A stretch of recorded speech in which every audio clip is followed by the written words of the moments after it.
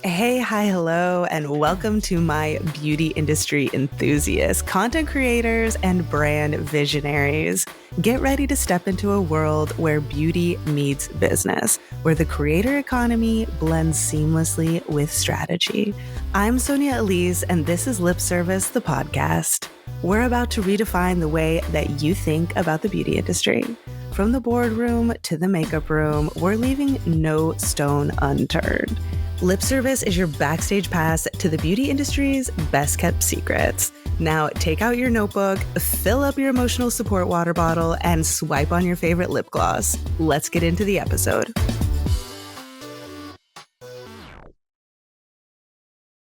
Welcome back to Lip Service, the podcast. Today we are graced with the presence of Miss Rudi Berry. Welcome to the podcast, Rudi.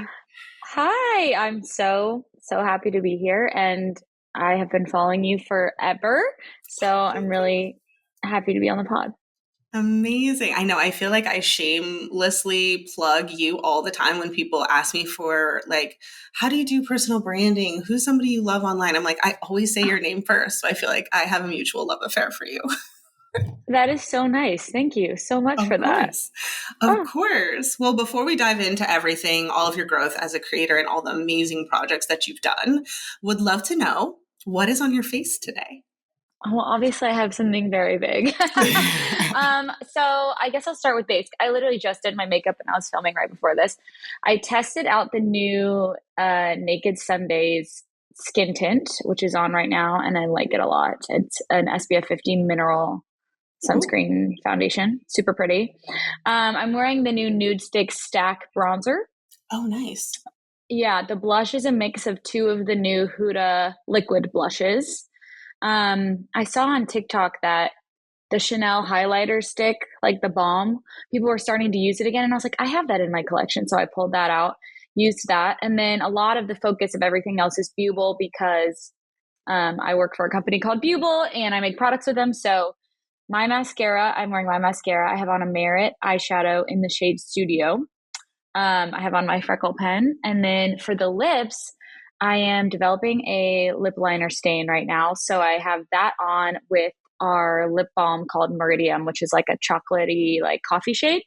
Mm-hmm. And then this is from our brand Glyph, which is a Korean brand owned by the pop star John Somi in Korea. And she has little pimple patches. So that's the look. So cute. It looks so intentional and adorable. The placement is like thing, so man. It's crazy. Like, well, I was in Korea in May and this had just came out. And since then, it's been like everybody's wearing pimple patches. I saw Rhode's going to release pimple patches that are like in the shapes of apples and strawberries. And I don't know, it's just like kismet timing that happened. So, wow. Nuts. I am not of the generation where embracing the pimples is a thing, and I am yet to be comfortable with like doing the pimple patch. But maybe I'll get okay. There. How old are you? 39. Okay, you're fine. I'm sure I could do like it. You're 60 years old. I know, but you know, like my true elder millennial self can only look back to like Neutrogena, everybody perfect skin, you know, every bit proactive. It was like peak proactive. Like there were no pimples were shame. So I totally get that. I'm 31 and I would say I dress and act a lot younger than that because I'm online all the time. Same. Like I'm the person in my friend group who knows what's going on with everything all the time. Because I'm like, well, I have to. That's my job. So I do dress younger and I do the trends, and it is what it is. You know, young at heart is what I always say. It's good for the soul. See, I'm old at heart, but physically I like to look young. Exactly. Perfect combo.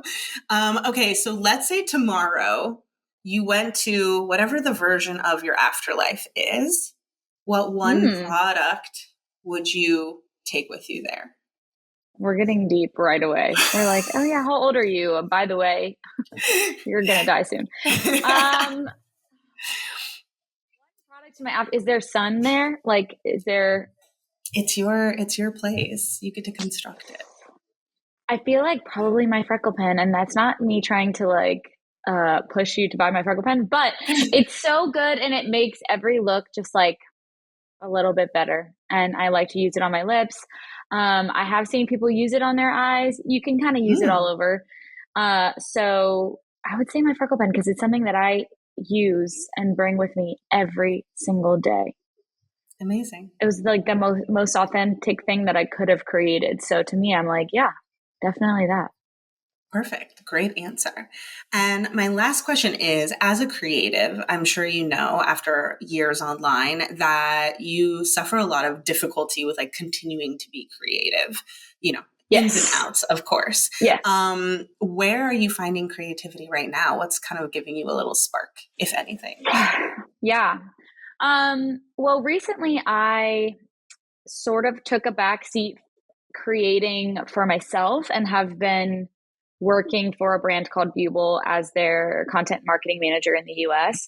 And I gotta say, taking a step back from the constant product reviews and being able to be creative in a different way has really given me a lot of joy. So, for example, we have this bundle right now that is my brown mascara and this brown lip gloss. And so we started coming up with these ideas, what do these invoke for you? And we started thinking about chocolate and coffee. And so I made this whole setup in my house where I poured coffee on top of a big Ghirardelli chunk and it broke. And it was like very visually appealing and fun to do.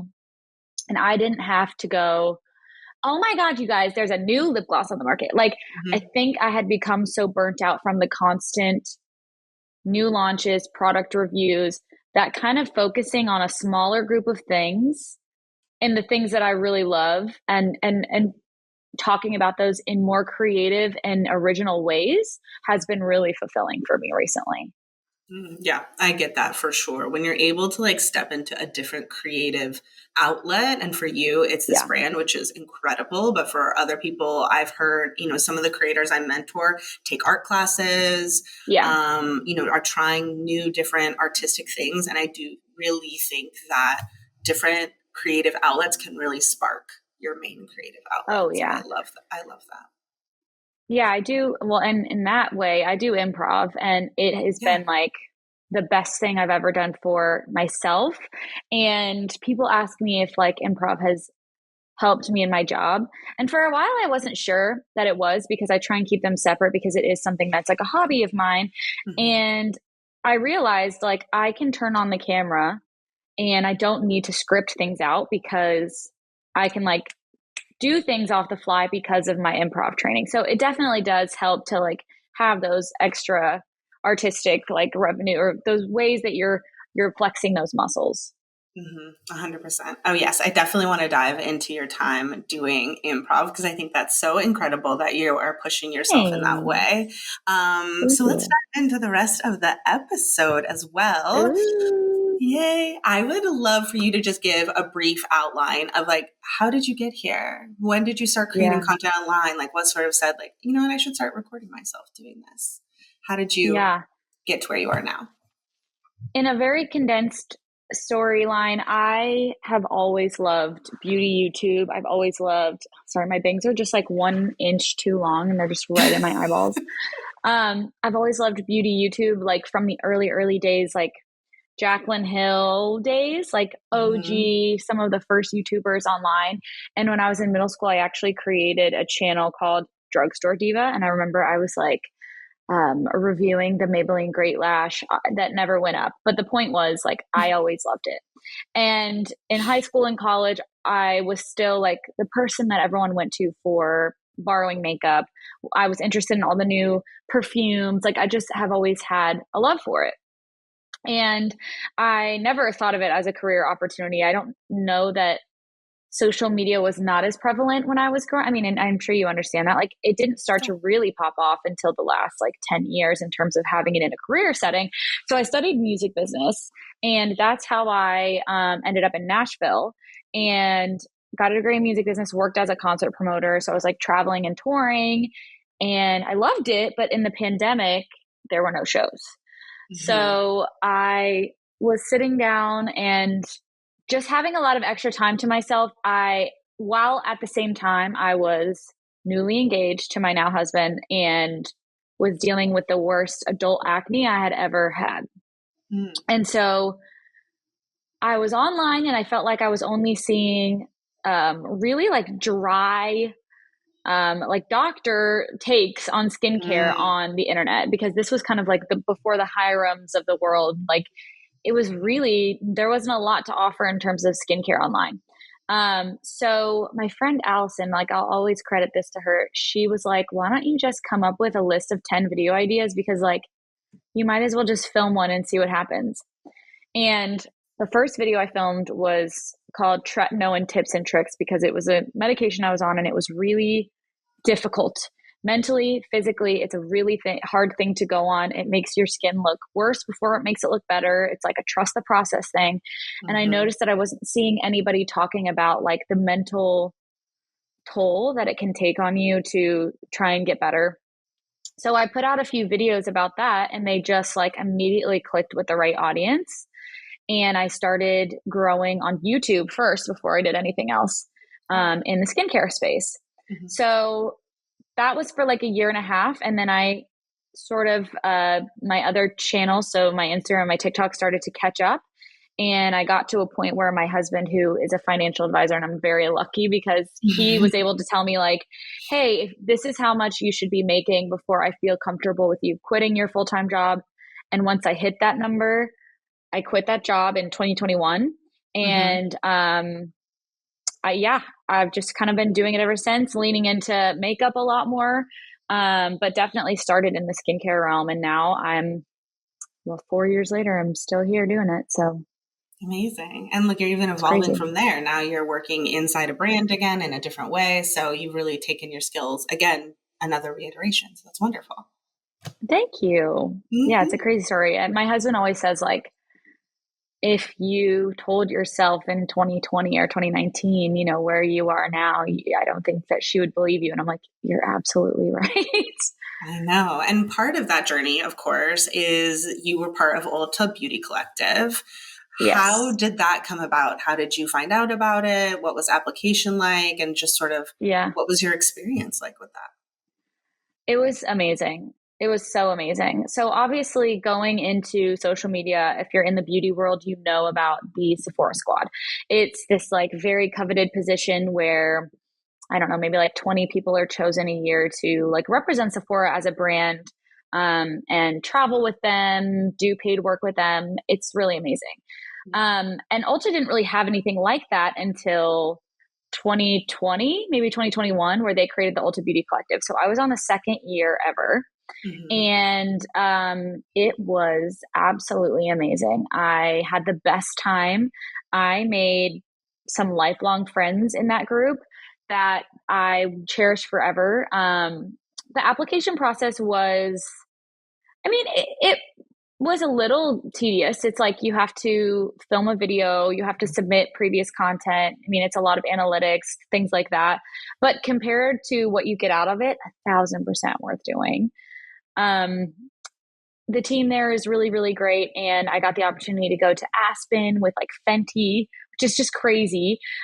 We went to Chicago with Peach and Lily. Like we got to do some really beautiful and amazing things together in a really, really diverse group of people that really does represent the beauty industry very accurately. All different sizes of like following, but also people who all look different and are from different backgrounds, which is just like so important to me because I have turned down, I mean, not to get into to drama and tea, but I have turned down things in the past knowing like, oh, I'm with all white people Mm-hmm. I live in Nashville. It's a very white place. So being involved in something that I knew was an accurate representation of the industry was really important to me. And I loved every minute of it.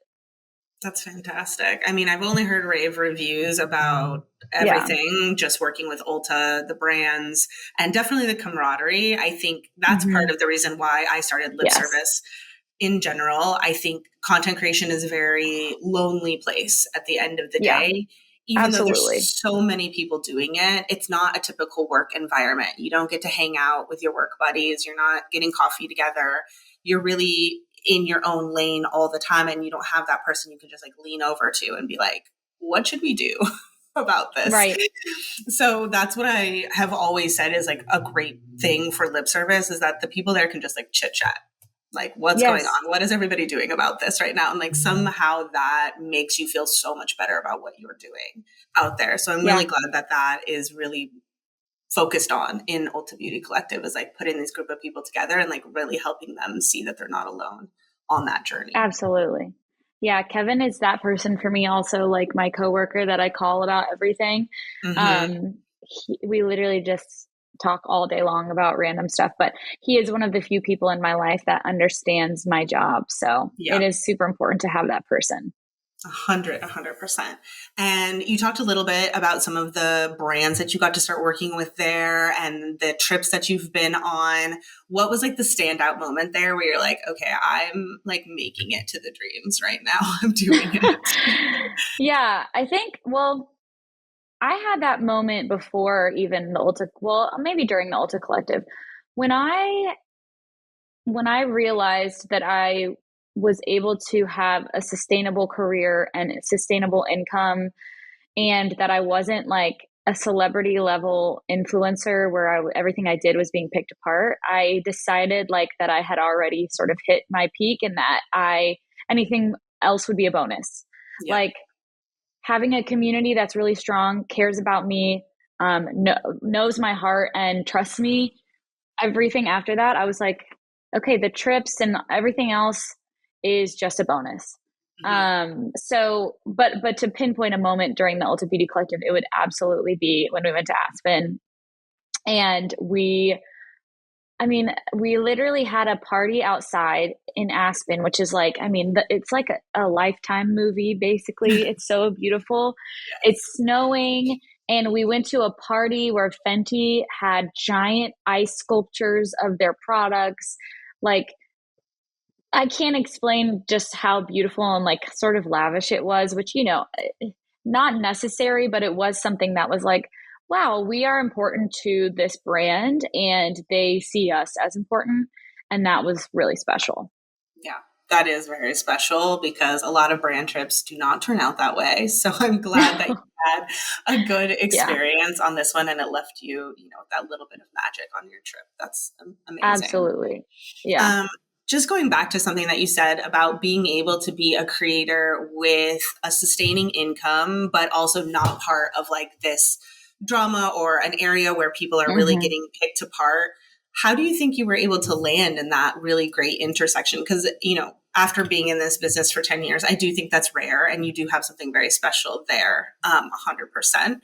How do you think you were able to achieve that? Well, thank you. That's so nice. Honestly, I think you're giving me too much credit because I don't think that being like a mega influencer was ever in the cards for me for multiple reasons.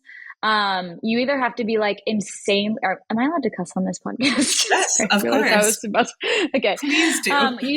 You either have to be like insanely hot Yeah. and no offense, making like meaningless content, but being super hot, or you Sure. have to be like doing something totally insane that makes people say like, what the fuck is this person doing?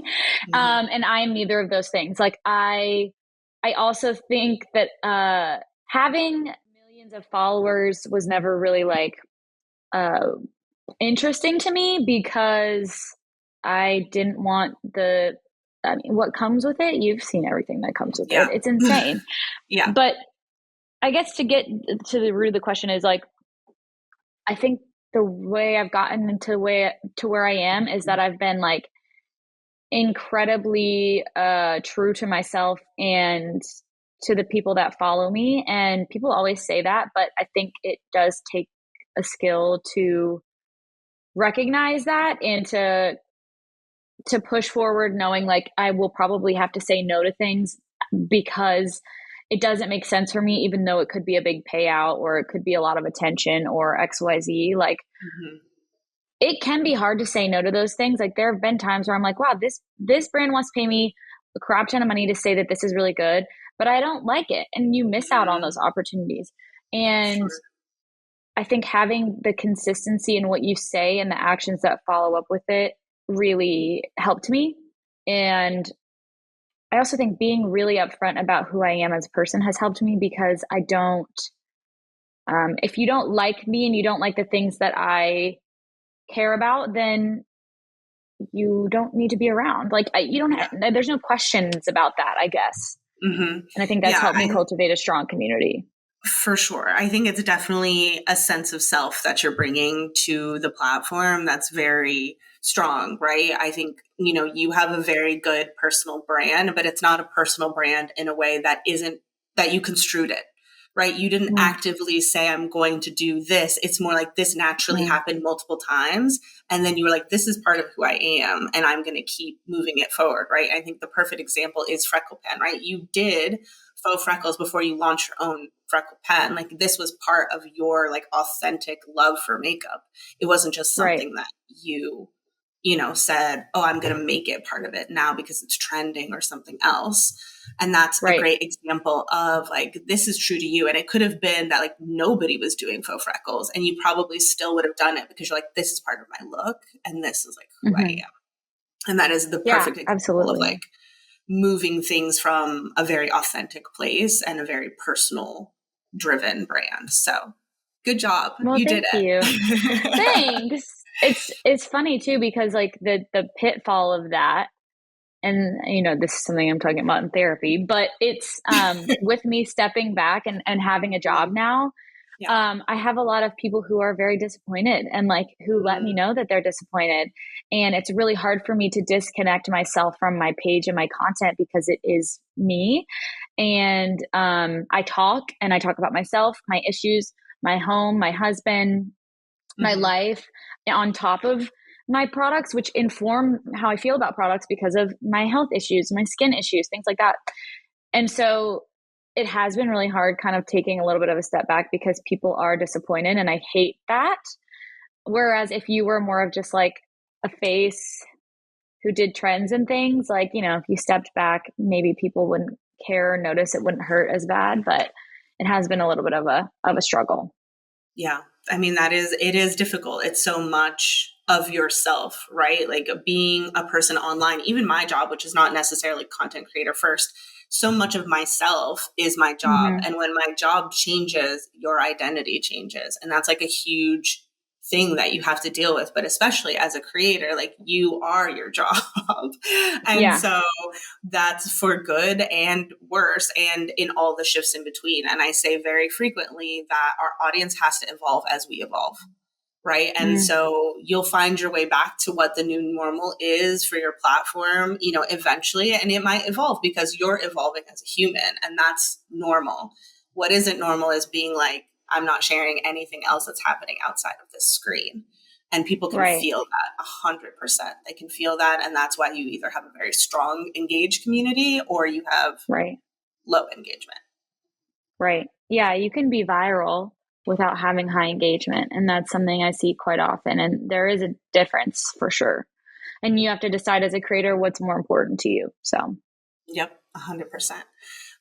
Okay, so speaking of the Freckle Pen, tell us more. So you've done multiple product collabs now, and now you've moved into a full-time role as well. You've also did your product collab with Quickies. How yeah. did all of this come about? Were you organically connected? Did you already use these brands, friendships? How were you able to Yeah. evolve these partnerships? Because I think so many creators want that strong partnership Yeah. with a brand.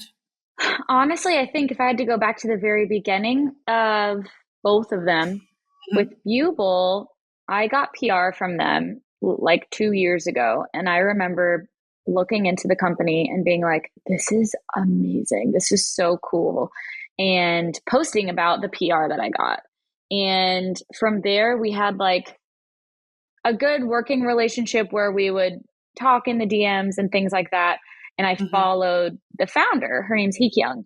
And anytime that you can find a founder online and interact with them, it's going to take you a lot farther than interacting with the brand page because the brand page is run by XYZ number of people, depending on how large the brand is.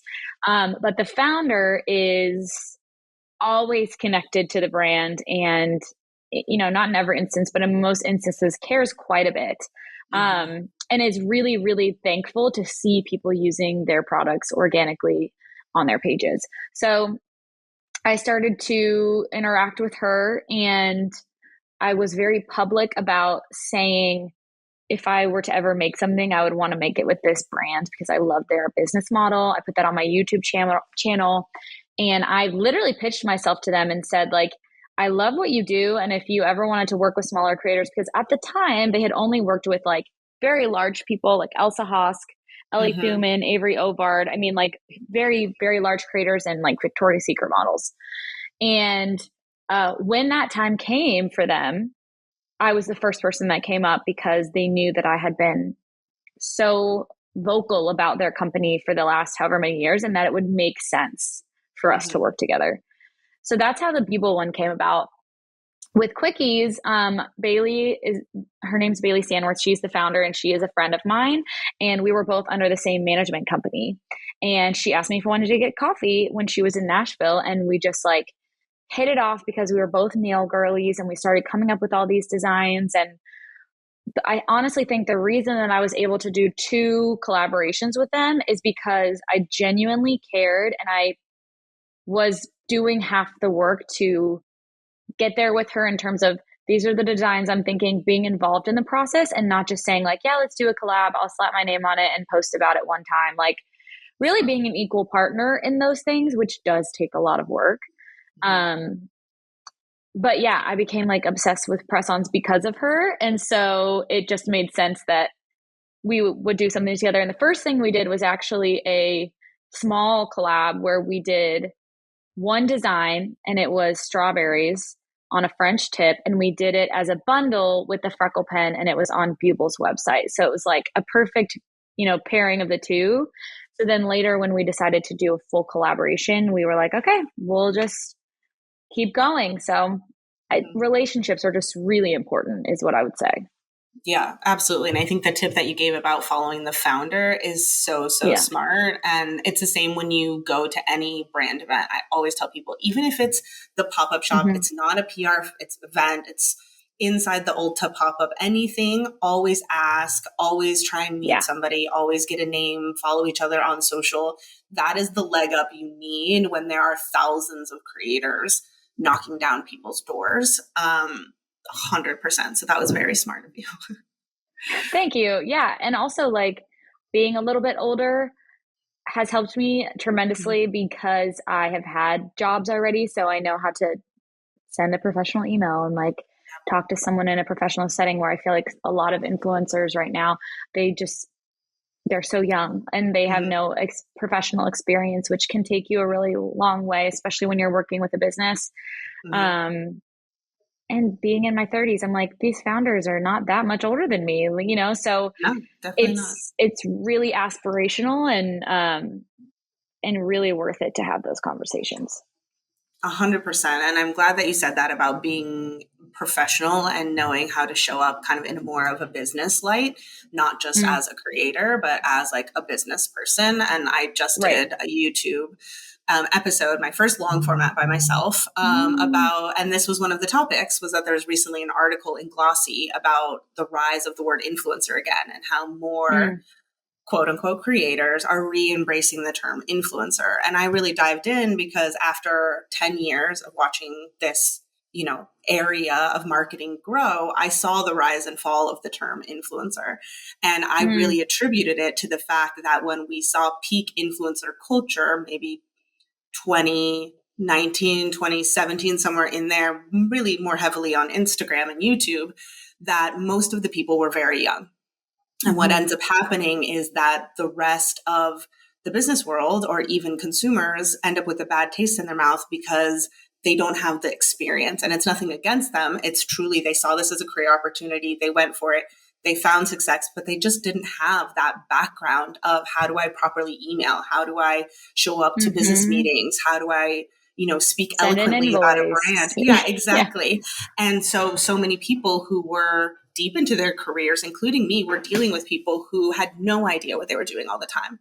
And you Right. truly do get so frustrated, and it gives the word influencer a bad name. And that's where I really feel like it all started. So I'm glad that you talk about the importance of having some of those Yeah. characteristics.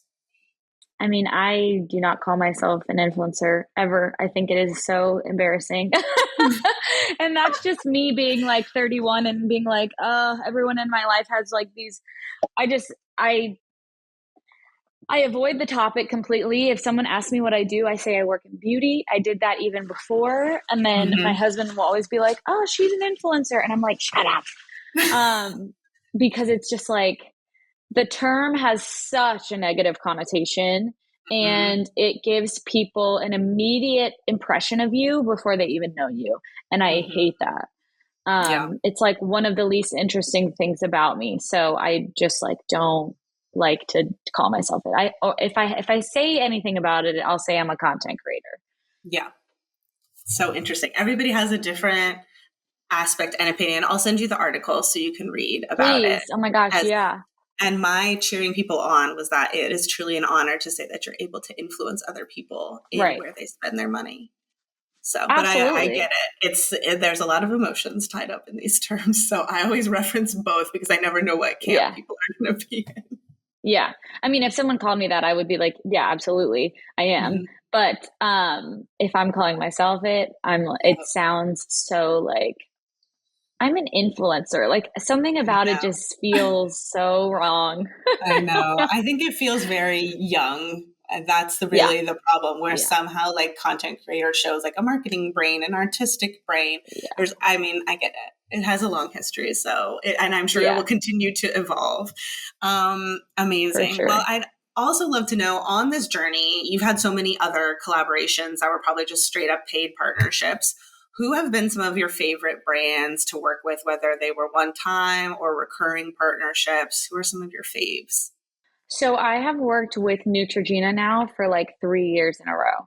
Hmm. And it's the best. I love them. The whole team is amazing and they go out of their way to find partners who are really authentic to the brand, but also who like it's a very diverse group, not just in like, what I was talking about earlier, but like there are literal doctors on the same board as me, people in med school, skincare influencers, makeup influencers, like sensitive skin, people who dancers, singers, like they really go. They really cover the wide variety of everyone who should be using skincare. And I think that's great. They also do an amazing job with their trips. Like they have taken me to Coachella 2 years in a row, which is so nice. And they pay very well and they're very kind and easy to work with. So that's like my number one. I've loved working with like I think of all my favorite brands that I've worked with. Like Say is really really great. I've done so much in my I feel like I have to go to my inbox and be like, um, instead of naming brands, I'll say any brand that allows you to be yourself in your content and doesn't give you too strict of a brief is going to be a brand that I want to work with because you're going to get the results that you want Hmm. if you let me be myself instead of telling me what to say and how to say it and when to say it and adding this and doing that. Hmm. Um, that's not why you wanted to work with me in the first place. But it happens. Hmm. There's a lot of red tape in this industry and it happens all the time. Yep, But yeah, absolutely. a brand that lets you be yourself fully, top of the list. And you got 3 years in a row with Neutrogena. That's huge. Yes. Thank Being you. re-signed Crazy. is the number one goal, I think, for any content creator. What do you think that you did within that partnership outside of analytics, because that's outside of your control? What do you think that you Yeah. did that like maybe piqued their interest in coming back two times after? I think it's a lot of things, but one is the professionalism aspect of it, like submitting your content on time, having it follow the brief, at least to the extent that they want, posting on time, like these things that seem really easy, but people mess up all the time.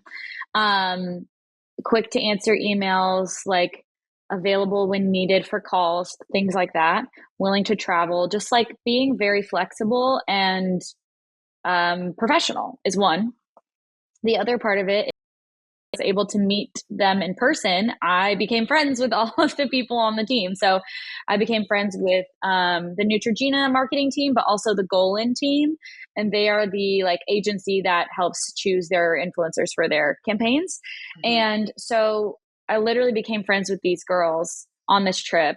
And not to, it makes it sound like I'm becoming friends with them to like get a leg up. That's absolutely not it. But I'm just a generally outgoing person. And so being friendly and showing them that you can show up on time to things also in person, like the way that you interact with people in person makes a huge difference Huge. for someone remembering you, Uh-huh. and giving them the time to get to know you on a personal level helps a lot. And then also when I'm not being paid to talk about Neutrogena, I still do, because it's something I love and it's something I care about. And it's a brand I've used since I was like 10. So making sure that outside of your contract, you're still, if you have the opportunity to mention the brand, that you do, because it only makes sense that if you would use something in paid work, that you would use it organically as well. 100%. I love that you said that last one. I was hoping that you would, even though I couldn't verify in my head if you had done it. I felt like you probably had, but it is something that I tell people all of the time. Like, Yeah. you have to over deliver in partnerships, and that's not over deliver like, oh, you have to just like talk about them every single day and just really Yeah. inauthentic. But the more you can go above and beyond, the more likely you're going to be recast. In addition, hopefully it is something that you want to keep talking about more than once. Everybody knows one piece of content does not do a product justice. There's no way. Like, you Yep. can't get Yeah. enough in there unless you do a full dedicated YouTube about one single product. So Right. re-mentioning as part of a routine with tips and other ways outside of briefed work is excellent.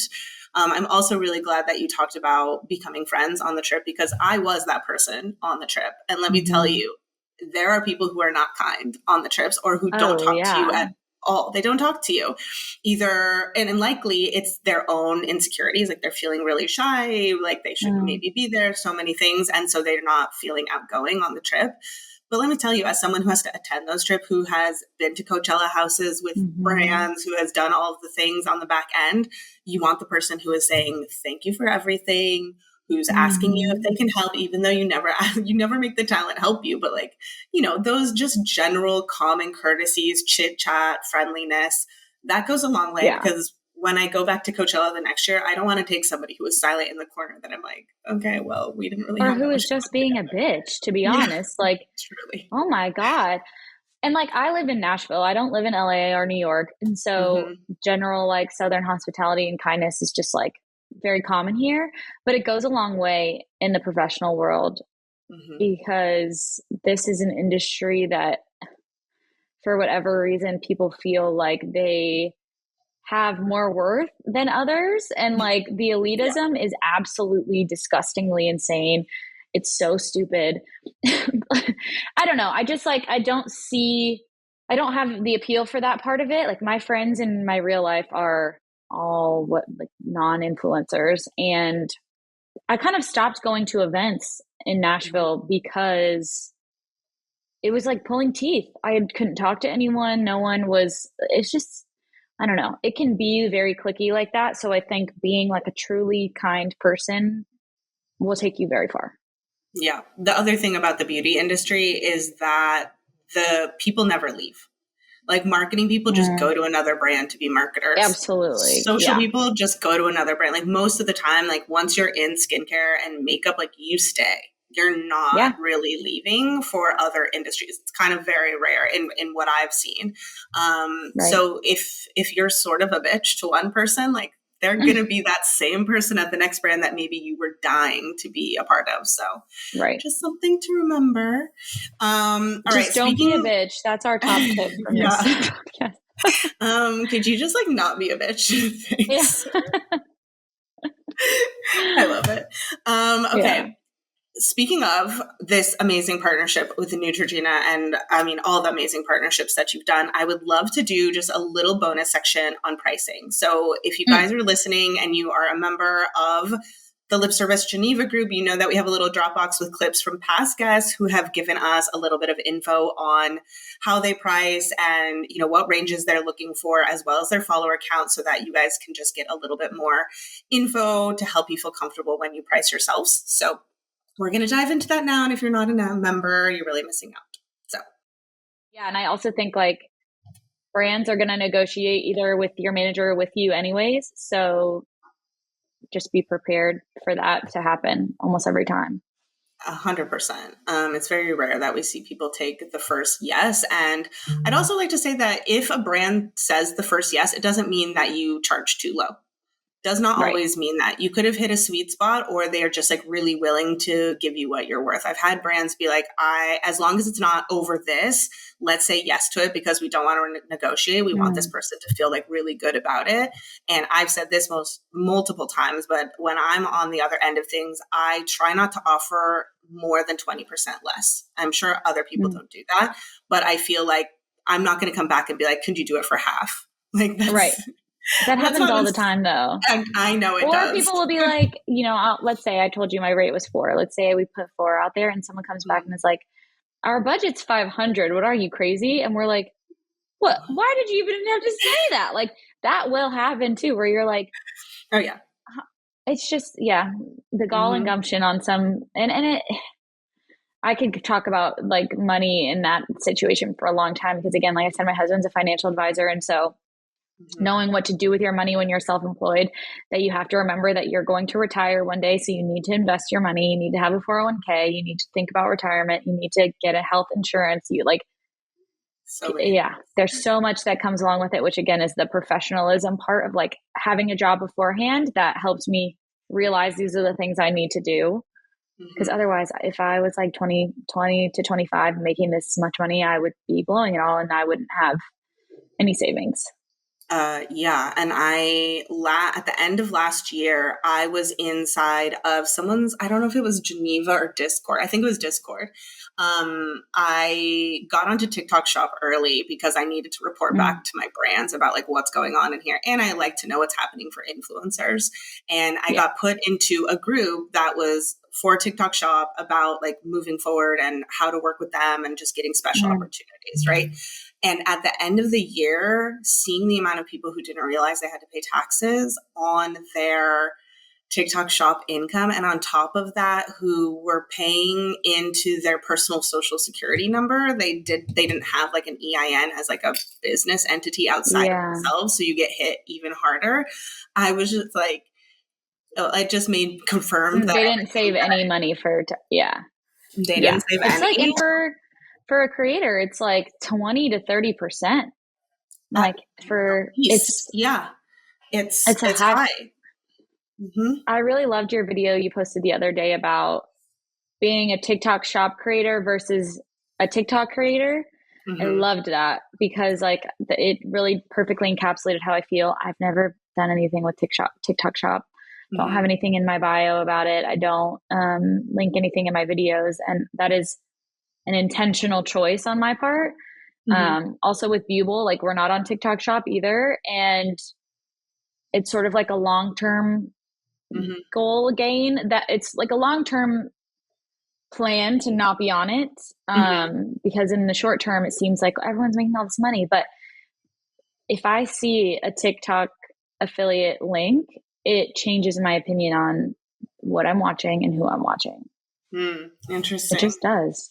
Yeah, Yeah. I think it's different for everyone. I mean, I feel very Yeah. happy for the creators who got onto TikTok Shop at the right time and they weren't really influencer types. Didn't have a career already as you do, Yeah. and they were able to make a lot of money. Sure. I think that was the flash in the pan that was very short because by now that's very much leveled out. You see those people who had like $10,000 months or something crazy. Now, like they can't even get to a certain amount. And that's really difficult to have such volatile income like that, to think like, oh, maybe I can quit my job. Maybe I can do this. Mm. I talk also a lot about, especially now, it's different for people like you who already have been established, but now, like, I wouldn't recommend anyone becomes a full-time influencer or creator. It's just not, I don't think it's a viable Interesting. career choice. I think like something more similar to what you're doing right now, you have a Yeah. good solid base. Probably it's someone who has less followers than you, but you also have a career that complements that. You're in Mm. marketing, you're in social media, you have this flexible Yeah. opportunity to have both, or maybe you even just have like a very strict 9 to 5. That's great. And then you can shut it off and you can have content creation as the bonus. From what I've Yeah. seen in budgets over the past couple of years and where I assume that they're going, the money just isn't there like it once was for deal flow. And I absolutely 1000% agree. And I just think it's really hard to sustain if you don't already have the connections, right? So if you were already have Yeah. gone full time, as you have, as many creators that I've spoken to on this podcast have, I don't think it's like, oh, hold on, like be careful. I don't think that, because you have the established track record, you have the Neutrogenas who have come back multiple times, right? You know that you have a really good solid base. If someone is just barely getting to that point, or they're signing some, 3,000 deals, 5,000 deals, great. But I don't see that ramping up more quickly in the future. I agree. And it's so funny because Kevin and I have been talking about this so much recently. Like all of the people that we came up with when we started in 2020, all of us are like starting to get jobs. And like part of it is by choice and part of it is not. Like, I think I can 1,000% agree. Like the deals are not coming in as often, and the ones that are coming in are not as high. And that's just not just me. It's like a lot of people have been saying that. But also, it's for me. I don't know. For me, being this was never going to be the end goal, because I was like, what am I going to be 45 talking about lipstick? Maybe some people could, but that's not what I wanted for myself. And I was like, well, how I have to get from point A to point C somehow. Sure. And this just felt like the best next step. But yeah, that's so interesting that you mentioned like you wouldn't recommend it. I get that. I totally get that. Yep. And there's also something there about like burnout. There's something there, there's just a lot of other things that are intertwined when you're at the very beginning and it's exciting and you're growing. And that's also not to discourage anybody, right? Because I clearly like love creators, and I hope that more people do become creators, because there's so many parts of people who are unfulfilled without that creative execution. And if you are a part-time creator, you can actually make really great money to sustain other parts of your lives, fill in retirement that you weren't able to collect previously, right? There's so many beautiful things that you can do with that bonus money.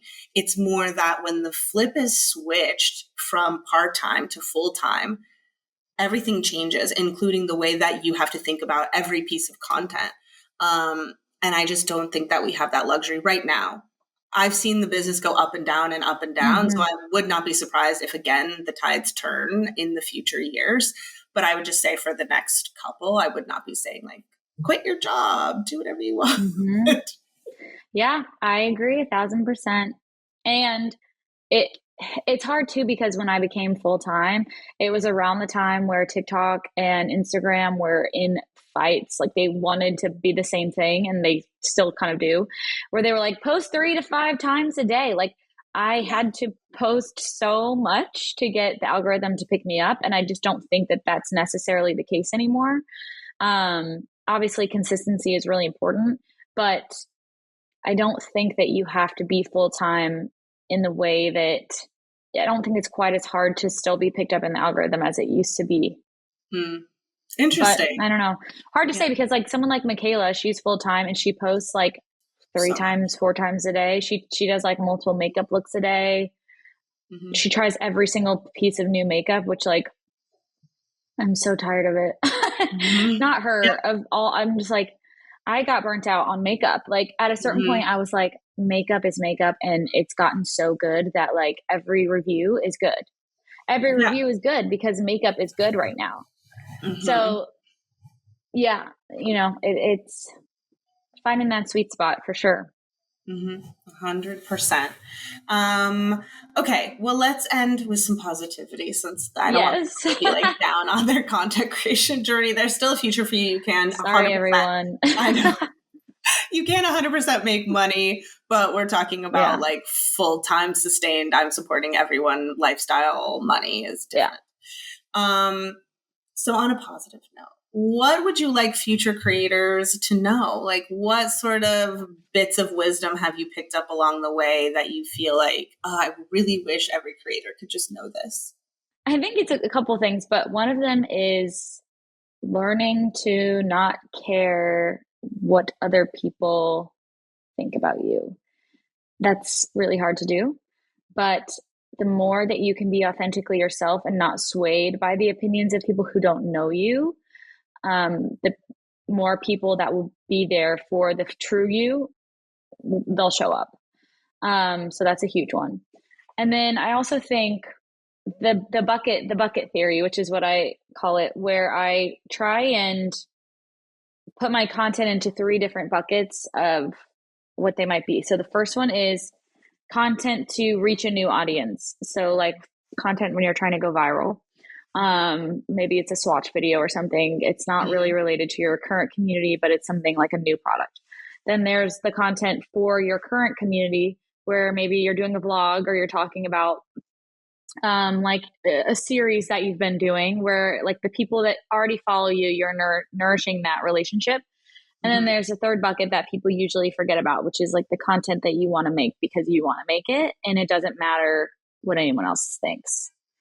And that content usually is the one that doesn't do as well, and it's the one that everyone's like, what, I really liked that, I am so mad that didn't do well. And it's like, that is really important to still be there, because when you fulfill that bucket, the other 2 can also, you can grow and become a better creator because you're fulfilling the thing that made you want to start it in the first place. It's like if every single video you make is just to make money or, you know, grow, that's great. But also don't forget why you started it and what makes you happy. Great advice. I hear so many creators, especially the ones that I mentor. Well, what do you think about this idea? What if people don't like it? Blah, blah. I'm like, well, can we just start with, do you like this idea? Right. Because at the end of the day, you're the one that has to show up and do it however many times, right? So the most dangerous place is going viral or becoming known for something that you don't like to do.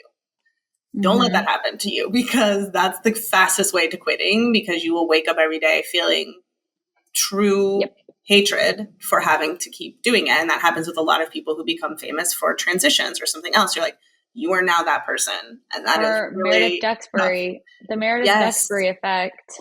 Exactly. And that's so funny. She hasn't now shown she does up a light makeup look. I know. She does a not light makeup look. People are pissed. It's like, yeah, you can get pigeonholed really quickly. Absolutely. So definitely finding joy in your content, and it doesn't have to be every piece like you just said, but having that bucket. I love that theory. So I'm really glad that you shared that. Thank you. Yeah, anytime. And thank you so much for your time today on the podcast. I really, really appreciate it. I think so many creators look up to you and have loved your career journey and have supported you. And I know that I think that you are a gem out there, and I hope everyone supports you. We'll, of course, drop your links to everything in the show notes so that people can support you, including links to everything, Quickies and Bugle.